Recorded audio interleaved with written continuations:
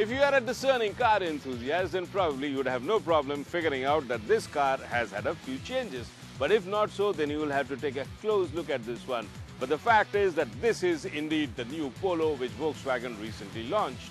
The dimensions remain exactly the same, but there has been some cosmetic changes which include a new front end with new lights, new grille and the new air dam. And the rear bumper too is new. But what is very important, and that has changed, is what lies under the bonnet, and that's the engine.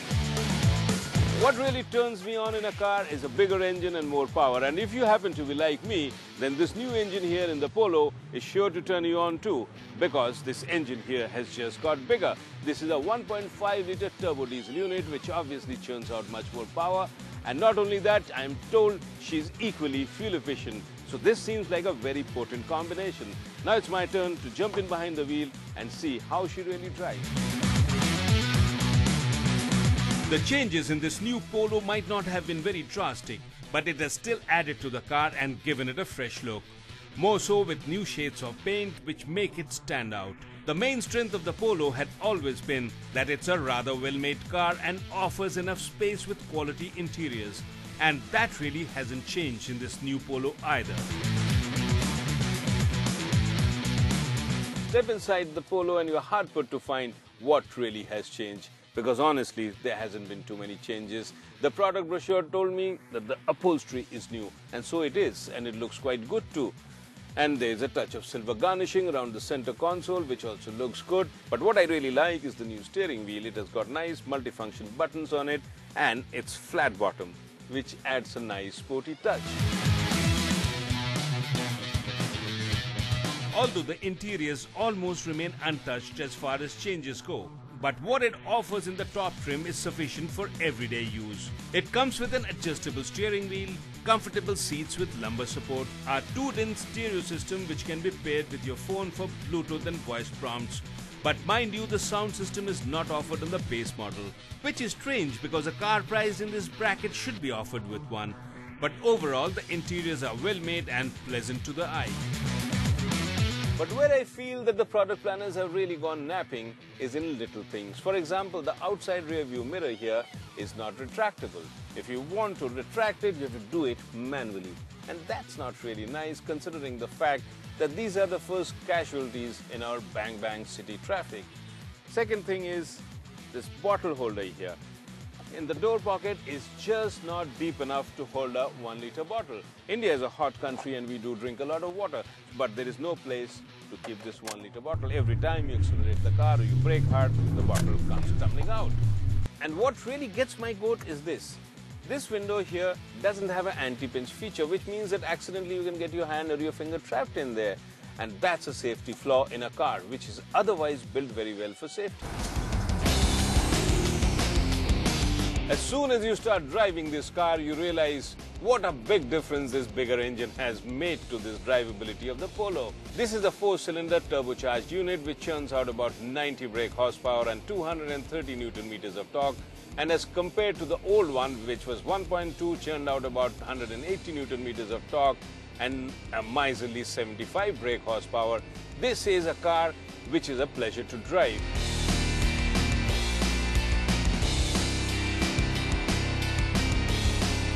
The power delivery is though not extremely linear. You have to get to the 1500 RPM before the power starts flowing in. But once you are there, the power flows linearly and it becomes a joy to drive.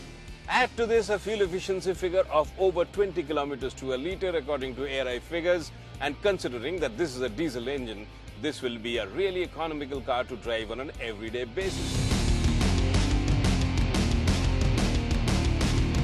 The ride and handling is quite sorted out on this car, and now actually she rides on 15-inch wheels instead of the 14-inch that the old one had, and this has actually added to the stability of this new Polo. The Polo will also be available with a 3-cylinder 1.2-litre petrol engine pumping out 75 brake horsepower. But that engine is the same as the one doing duty earlier. In this diesel we drive, the engine is mated to a 5-speed manual gearbox, which is a delight to drive with its short throws and the gearing is tall enough to ensure that you don't have to work the box overtime. But it is the ARI certified fuel efficiency of 20.14 kilometers to a litre for the diesel which makes it an attractive buy, as the power is coupled with good fuel efficiency as well.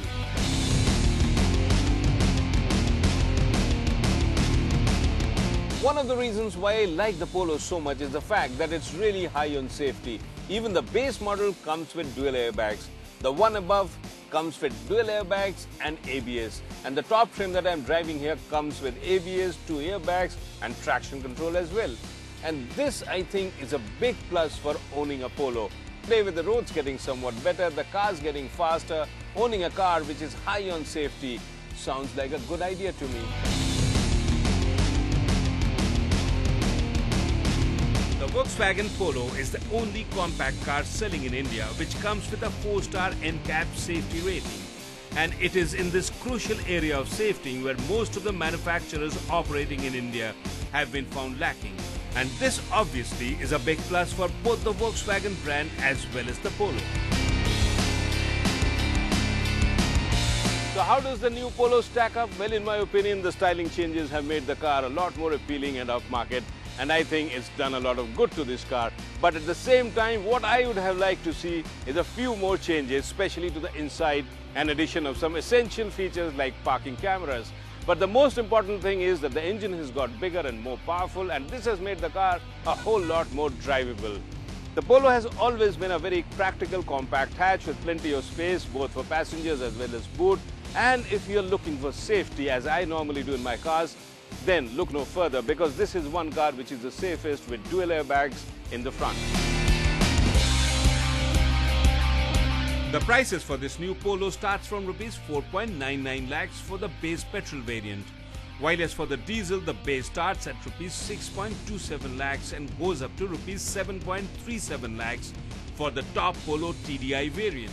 However, you can buy a more powerful GT TDI variant in diesel or the GT TSI in petrol for Rs 7.99 lakhs.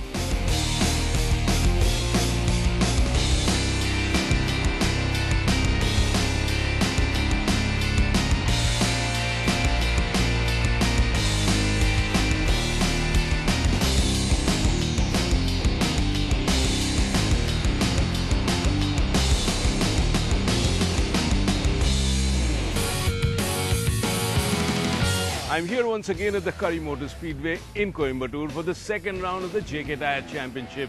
After the action-packed first round, the stage seems all set for the second round to be as exciting as the first one. And we will have racing in 3 categories here, starting with the LGV, the entry-level Formula cars, which are powered by Maruti engines. And the second one, the Formula BMW, which are much faster cars. And on this straight here, they do speeds of well over 200 kilometers an hour. And after that, there will be time for some saloon racing in the form of the Polo R Cup. So it seems like we are all set for an action-packed day ahead.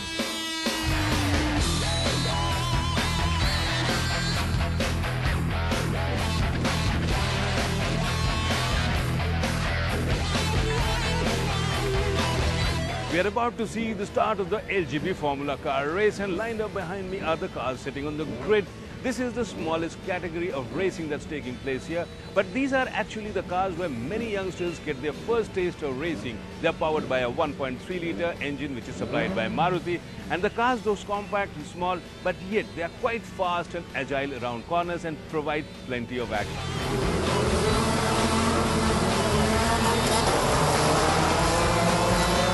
It was an overcast day at the Curry Speedway in Coimbatore with chances of rain, and the rain did come thick and fast a few times. But if you thought this will dampen the spirits of the young racers, you would be completely wrong. As in the first race, the round 2 also saw intense competition and a fierce battle between the main contenders. The entry-level LGB Formula cars, which is the breeding ground for future drivers, was the first to set the pace. And what makes this race exciting is the close competition. Right from the word go, the 22 cars on the grid were busy swapping positions, and it was the corners and the chicanes which provided a lot of opportunity for passing and overtaking. As in the first round, it was the more experienced drivers here who had the edge. And this time it was Sudarshan Rao in car number 2 who took the lead early on in the race and eventually took the podium, with Vishnu Prasad in car number 66 closely following him and Rahul Rangaswamy in car number 999 in third place to complete the podium.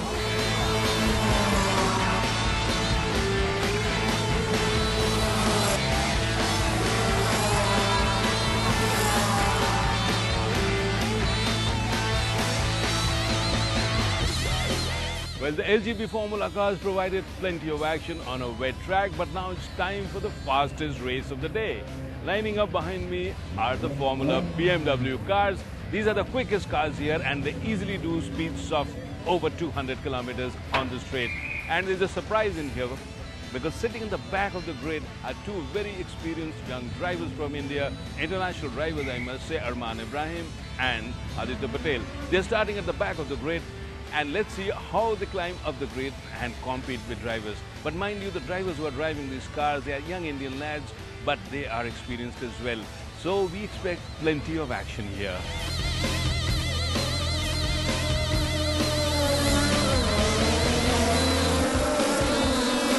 The fastest race of the day was in this category, the Formula BMW, which is actually powered by a small 1.2-litre BMW engine coming from BMW motorcycles, but they built out 140 brake horsepower. This race too had a surprise package. Sitting at the tail end of the grid were two of India's best-known drivers, Arman Ibrahim and Aditya Patel. Their handicap was to start from the back of the grid, and the challenge for them was to make their way up and pass the championship contenders. Would they be able to do it? Well, the answer came sooner than expected, as they, with plenty of international experience and loads of talent, soon started making their way past. Arman Ibrahim, driving car number 10, was soon in second position, and it was Vishnu Prasad in car number 8, another budding driver, who had a tough time fending him off. The race was fast and exciting, and the position lower down the order changed quite a few times. But up front, the battle continued between a seasoned Arman and Aditya and the race leader. Both Arman and Aditya were driving here as guest drivers and not part of the championship, and their participation was only to encourage competition and improve the level of driving. Eventually, it was Vishnu Prasad who started from the pole position, who went on to take the checkered flag. Aditya Patel earlier in the race had a run-in with Sandeep Sharma, which had forced him off the track. In the championship standing, it was Vishnu Prasad who won the race in car number 8, and he was followed by Anand Shanmugam in car number 6, while Nayan Chatterjee in car number 2 finished third.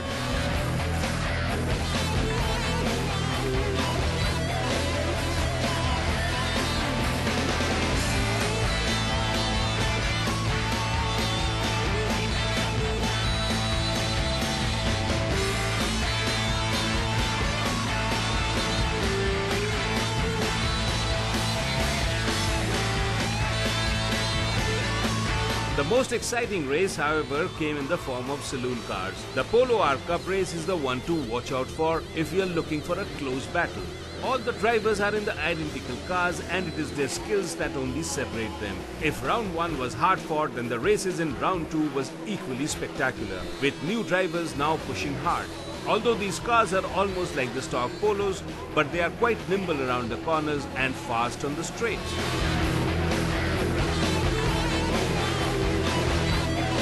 The race one of this weekend was a combination of drama on the track as well as some tactical and mature driving from the entire grid. Kartik Tharani in car number 12 started in pole position and retained his top position throughout the race, and was followed by Anindit Reddy, Angad Singh Matharu and Anshul Manoj Shah till lap 10. On the 10th lap, Gaurav Mehta's car crashed at the parabola before the last corner, causing the race to be red flagged. After the restart, Angad made an early move on Anindit and climbed to position 2. Anshul Shah was consistently 4th throughout the race. Due to the race being restarted after lap 10, the race was divided into 2 parts, and for the final results, the aggregate timing of all drivers from both the parts were considered.